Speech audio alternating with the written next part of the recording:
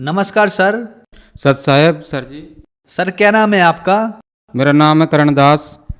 Sir कहाँ के रहने वाले हैं आप? मैं गुना जिला मध्य प्रदेश का रहने वाला हूँ। सर संत रामपाल जी महाराज से नाम दीक्षा आपने कब ली? जी मैंने 24/12/2017 को संत रामपाल जी महाराज से नाम दीक्षा ली है। सर संत रामपाल जी महाराज की शरण में आने से पहले आप क्या भक्ति साधनाएं करते थे?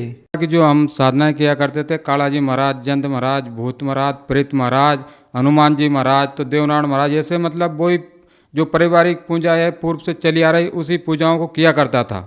लाभ की जगह और मुंह में जो है असाध रोग हो गया था, कैंसर, जिसका मैंने पूरी दुनिया में इलाज कराया। सभी देवी देवताओं को यहाँ भी गया पर कहीं से भी रिलीफ नहीं मिला।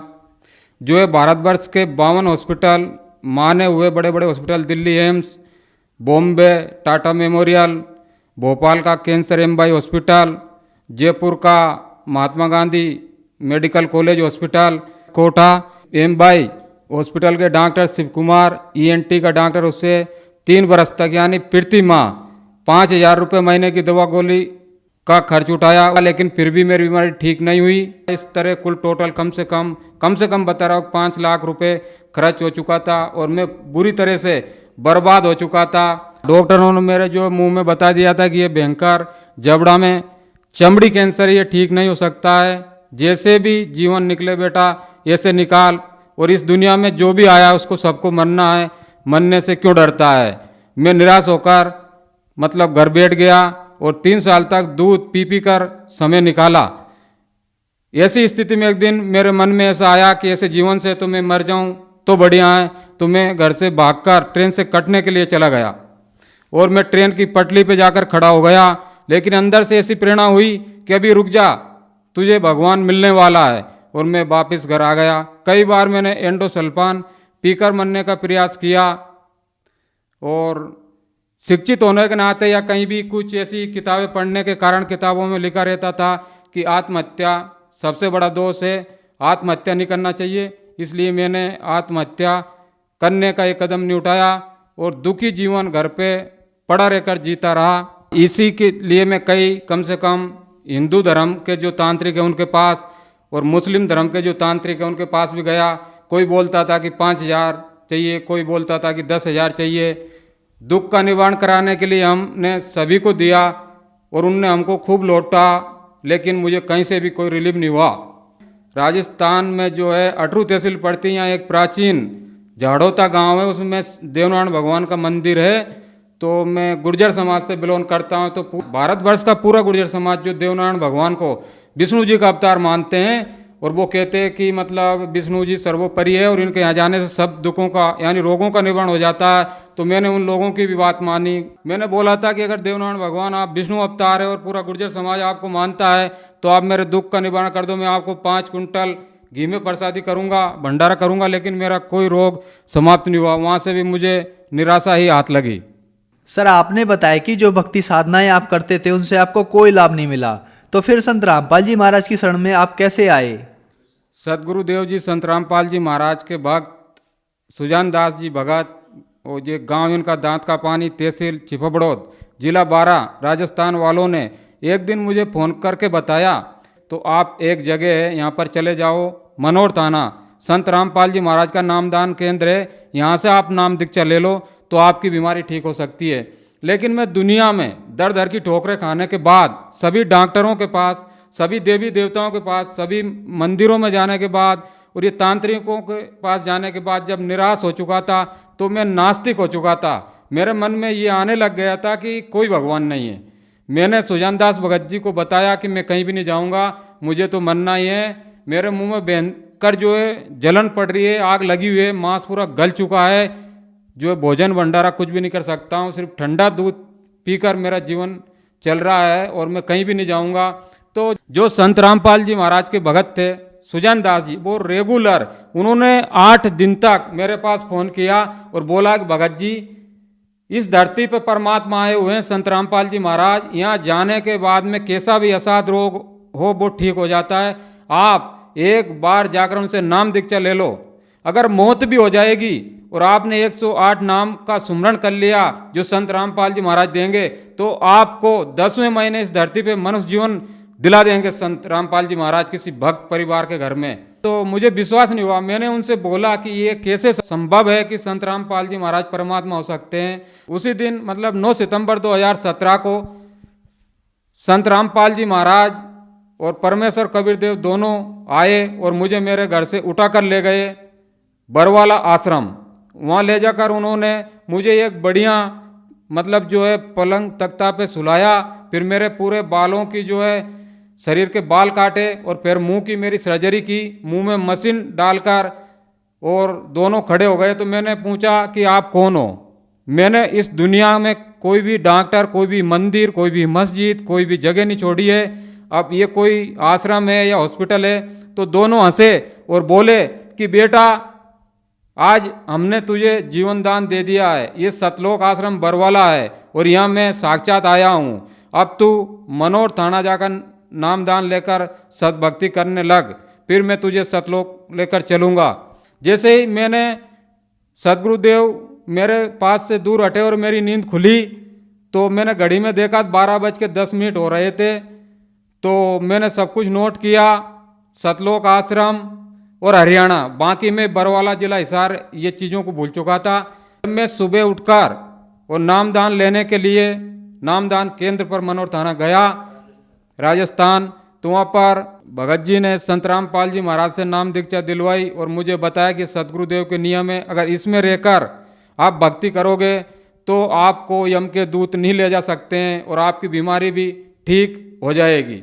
नाम दीक्षा लेकर मैं शाम को घर पे आया और जब मैंने जीने की राह किताब आश्रम से मुझे मिली थी वो पढ़ी और उसमें देखा तो पूरा पता लिखा हुआ था सतलोक आश्रम बरवाला जिला हिसार हरियाणा भारत, जो मुझे संत रामपाल जी महाराज ने रात को दिखाया था। फिर मुझे पूर्ण विश्वास हुआ।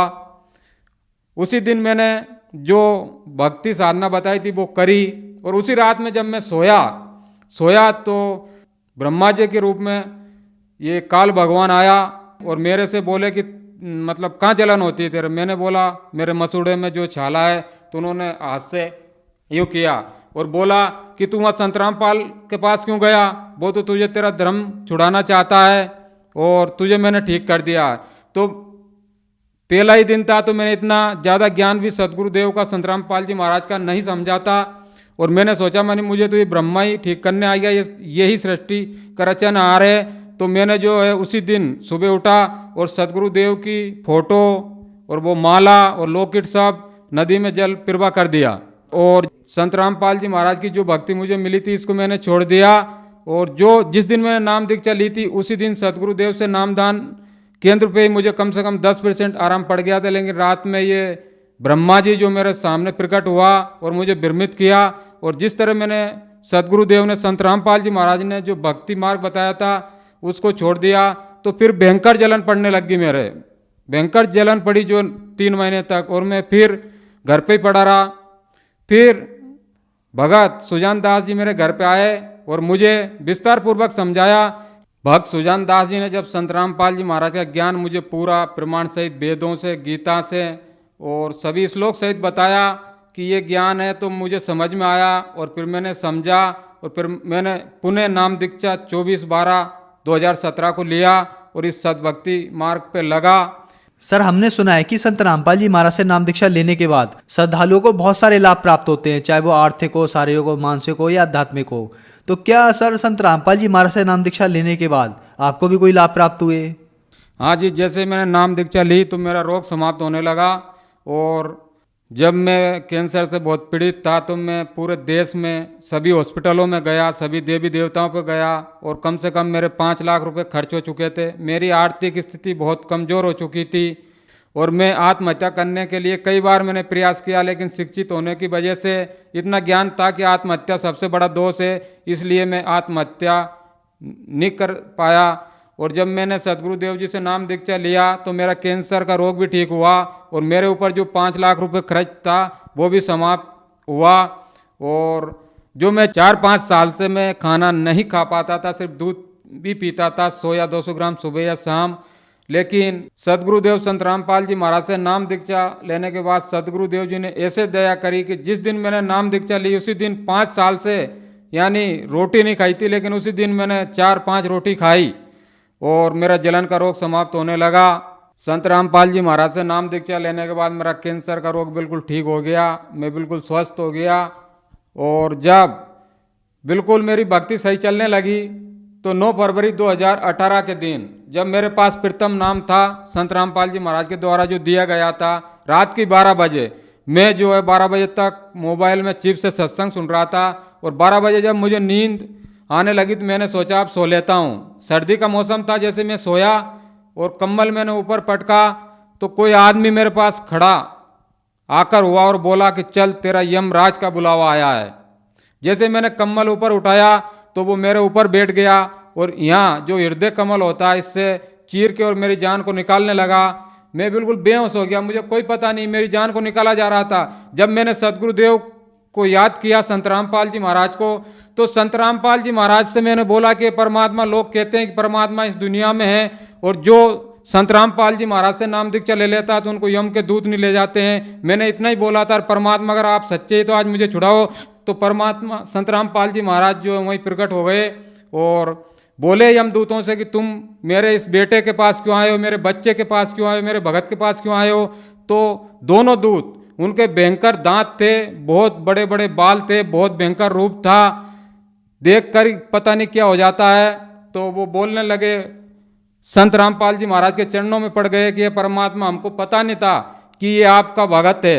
हमसे तो यमराज ने बोला था कि उसको लेकर आना, उसके श्वास खत्म हो चुके हैं। संत रामपाल जी महाराज ने बोला कि यमराज से बोल देना मैंने इस बच्चे की उम्र को बढ़ा दिया है, अब इस बच्चे के श्वासों को मैंने बढ़ा दिया है और अब मैं इस बच्चे को सद्भक्ति करा के सतलोक लेकर जाऊंगा और अगर आप परेशान किया तो मैं आप लोगों को बहुत दंडित करूंगा। तो दोनों हाथ जोड़कर बोले कि परमात्मा, हमारी क्या औकात है कि हम आपके भगत को ले जा सकते हैं।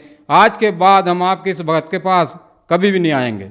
और इस तरह संत रामपाल जी महाराज ने मेरी जीवन रक्षा की।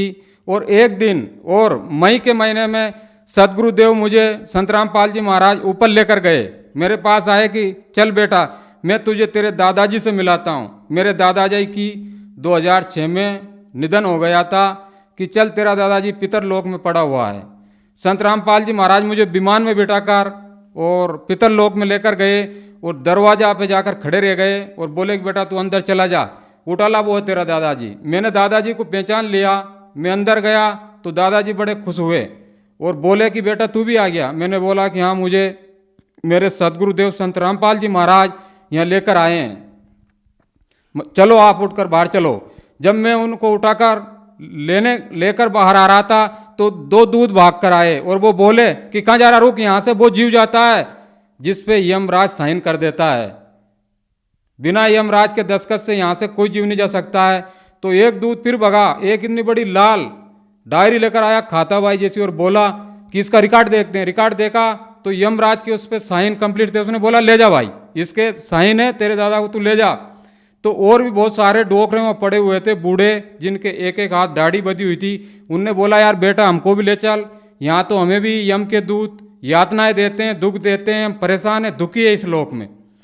तो यमदूत बोले भाई आपको यहाँ से ये नहीं ले जा सकता है, यहाँ से तो अगर आपके परिवार में, आपके वंशज में कोई संत रामपाल जी महाराज से नाम दीक्षा ले और उनकी भक्ति करे तो ही वो ले जा सकता है। ये संत रामपाल जी महाराज का भगत है, इसलिए अब इनको यहाँ से छोड़ा जा रहा है। जैसे ही मैं दादाजी को लेकर बाहर आया तो संत रामपाल जी महाराज वहीं खड़े हुए थे।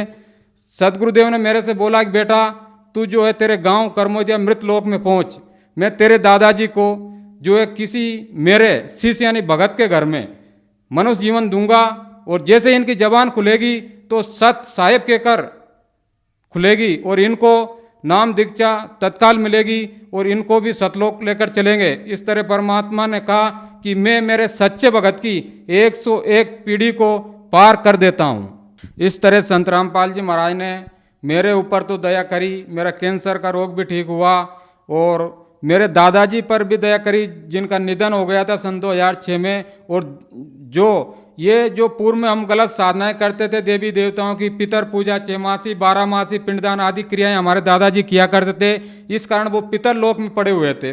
पितर लोक जो नरक में आता है और वहाँ बहुत सारी यातनाएं भोग रहे थे, लेकिन संत रामपाल जी महाराज ने मेरे दादाजी के ऊपर भी दया करी और उन्हें मनुष्य जीवन दिलाकर और उनको भी अपने जीवन का जो है कल्याण कराने का अवसर सदगुरुदेव ने दिया। सदगुरुदेव संत रामपाल जी महाराज ने और बहुत सारी दया करी, 5 लाख का कर्ज भी अदा किया और सर्व सुविधाएं दी। कहने का मतलब आज अगर मुझे ज़रूरत होती है कि सुबह मुझे 5,000 की ज़रूरत है तो 5,000 की व्यवस्था हो जाती, पता ही नहीं कहाँ से क्या हो जाती है। परमात्मा के यहाँ कहने का मतलब दुख भी समाप्त होता है और ये भौतिक सुख सुविधाएं भी बहुत जोर से मिलती है।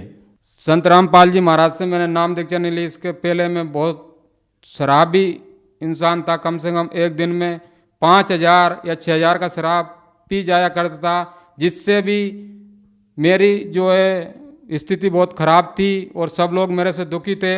लेकिन आज जब संत रामपाल जी महाराज से नाम दीक्षा ली तो शराब तो दूर की बात है, लेकिन कोई अगर बीड़ी भी पीता है तो ये मानो कि 10 फीट दूर से ही बदबू आ जाती है, वहाँ खड़ा रहने का भी मन नहीं होता है। जिस काम को भारत सरकार नहीं कर सकती, नशा मुक्ति का काम, सदगुरुदेव से संत रामपाल जी महाराज से नाम दीक्षा लेने के बाद उनके भगत, नशा करने की तो बात दूर है, लेकिन किसी को बीड़ी या बिमल सिगरेट आदि लाकर भी नहीं दे सकते, इसको भी महापाप समझते हैं। तो जो श्रद्धालु आज आपको देख रहे हैं वो भी किसी न किसी बीमारी से ग्रस्त हैं और ठीक होना चाहते हैं, तो क्या वो भी संत रामपाल जी महाराज से नाम दीक्षा लेने के बाद ठीक हो सकते हैं? उनके लिए आप क्या कहना चाहोगे? सिर्फ निवेदन कर सकता हूँ कि जो कैंसर पीड़ित है, क्योंकि मैंने कैंसर का रोग देखा है, मैंने दर दर की ठोकरें खाई है कि कैंसर का रोग एक इतना भयंकर रोग है कि मरीज जिसको कैंसर होता है वो तो दुखी होता ही, लेकिन उसका पूरा परिवार, पूरा रिश्तेदार, उसके पूरे मिलने वाले सब बहुत दुखी हो जाते हैं। परिवार की आर्थिक स्थिति बहुत खराब हो जाती है। डॉक्टर लूट मार करते रहते हैं, कहीं 1 लाख का ऑपरेशन, कहीं 2 लाख का ऑपरेशन, लेकिन बीमारी कहीं भी खत्म नहीं होती है। मेरा ऐसे दिन दुखी कैंसर पीड़ित सर्व समाज से, पूरे भारत से नहीं बल्कि पूरी दुनिया वालों से निवेदन है इस दास का कि इस दुनिया में परमात्मा आए हुए हैं संत रामपाल जी महाराज। जिस तरह मुझे सुखी किया, अगर और कोई भी उनके ज्ञान को समझकर आएगा, चाहे वो दुख को लेकर आए, अगर मेरा दुख ठीक हो जाए तो मैं मान लूँ कि परमात्मा में, मैं परमात्मा को साक्षी रखकर बोल रहा हूँ संत रामपाल जी महाराज को कि वो उनसे आकर नाम दीक्षा ले। जिस तरह मैं सुखी हुआ, मेरा कैंसर ठीक हुआ, उनका भी कैंसर ठीक होगा। सर्व समाज संत रामपाल जी महाराज से नाम दीक्षा ले और अपने मनुष्य जीवन का कल्याण कराएं। सर, संत रामपाल जी महाराज से नाम दीक्षा कैसे ली जा सकती है? देखिए, आज सदगुरुदेव संत रामपाल जी महाराज के सत्संग यानी प्रवचन कम से कम बहुत सारे टीवी चैनलों पे चलते हैं। वहाँ पर एक जो पट्टी चलती है उसमें मोबाइल नंबर आते हैं। कोई भी अगर उनसे नाम दीक्षा लेना चाहे तो उस पर संपर्क कर सकता है। आज पूरे भारत में नहीं बल्कि पूरी दुनिया में आज उनके सभी जगह नामदान केंद्र खोल दिए गए हैं। पहले तो सिर्फ हरियाणा बरवाला ही आना पड़ता था नाम दीक्षा लेने के लिए, लेकिन आज संत रामपाल जी महाराज ने दया करी है कि भारतवर्ष के सभी जिलों में नामदान केंद्र खोल दिए गए हैं। उस टीवी पे जो नंबर आते हैं उस पे जब भी कोई फ़ोन लगाकर पूछेगा और नाम दीक्षा लेना चाहे तो उनको बता दिया जाता है उनका नज़दीकी जो नाम दान केंद्र होता है, वहाँ अपना नाम दीक्षा लेकर अपने जीवन का कल्याण यानी मोक्ष करा सकते हैं। धन्यवाद सर। सच साहिब।